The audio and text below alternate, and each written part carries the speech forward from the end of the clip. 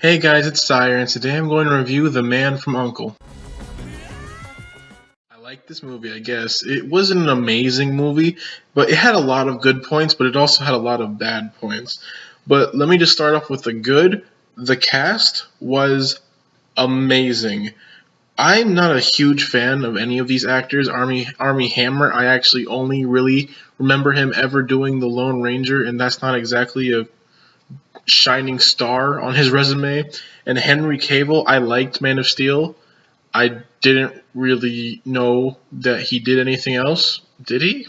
I don't know. I'll check Wikipedia later. But what I think was the absolute best part of this movie was the back and forth between Napoleon Solo, the American spy, and Ilya Kuryakin. I'm 100% sure I said that wrong, but you get my gist. The back and forth between Henry Cavill's character and Armie Hammer's characters was just it was wonderful. I loved it. It was funny.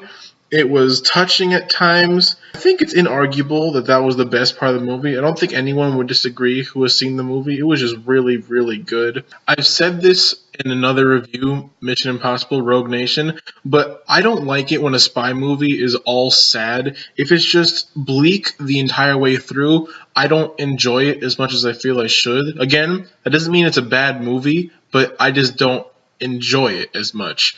Because if it's bleak all the way through, I feel sad all the way through. And I don't know about you guys, but I don't like feeling sad all of the time. And this movie did a good job of balancing the lighthearted moments with the serious moments. Like, there were a few laughs here and there throughout the entire movie, including the back and forth between Henry Cavill and Armie Hammer, which, again, was the best part. I loved it. Although I say that it did good at balancing lighthearted with the serious, I don't think it was as good as, say, Mission Impossible is at doing that. But like I said, it was a good movie. It wasn't amazing, though. It was very likable. I found out two things right before this movie. One of them, this was based off of a very old TV show that I have never heard of by the same name, but I've never seen it or even heard of it, so I just thought you might like to know that. I don't really have anything else to say about it. But the other thing I learned was that Tom Cruise was originally offered this role, but he turned it down so he could do Mission Impossible Rogue Nation. And honestly, without having seen Tom Cruise doing a role even similar to that, I don't think Tom Cruise would have been able to pull off as good a job at this character as Henry Cavill was. I can't really imagine Tom Cruise as being a person that smooth. I can't. He's an actor, so maybe he can, and I've just never seen him do it. But I've never seen it, and I can't envision it. So I can only assume that they made. It was actually a good thing that he turned on the role because I honestly think Henry Cavill did a really good job in it. Armie Hammer did a good job too, I guess. I mean, but Henry Cavill was the star of this movie. He shined the brightest, if you were to ask me. I had mixed feelings about the camera work of this movie. Some of the transitions and camera angles I thought were really cool, but just as many of them felt weird. Like, I honestly saw them try it, and I just thought, I've never seen something so unnecessary in my entire life. Why would you even do that? It just didn't need to happen. It didn't make it better at all. But that's not that big an issue. It's not that noticeable unless you're really focusing on it. But the camera angles that did work, I thought were pretty cool.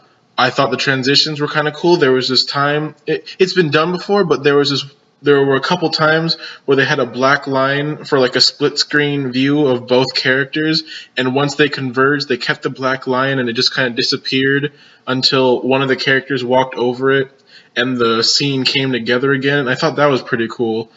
But yeah, some of the other ones just weren't necessary or interesting or helpful. Yeah. Now on to the negative part of this review. In my opinion, there were only really like two big issues that are worth mentioning. The first one and the smallest would be the runtime.